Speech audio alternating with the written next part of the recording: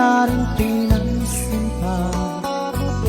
Bawat ngiti mong may gayuma.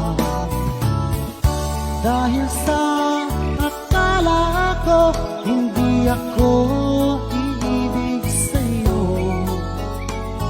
ikaw pala ang aakit sa puso ko.